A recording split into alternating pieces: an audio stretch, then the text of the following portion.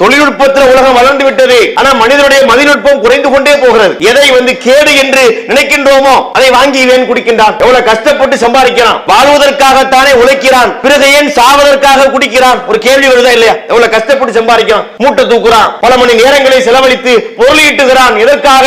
இதை கொண்டு வாழ்வதற்காக. அப்ப வாழ்வதற்காக சம்பாதிக்கப்பட்ட செல்வத்தை கொண்டு சாவதற்காக ஏண்டா குடிக்கிறாய் என்று கேட்டால் பதில் கிடையாது.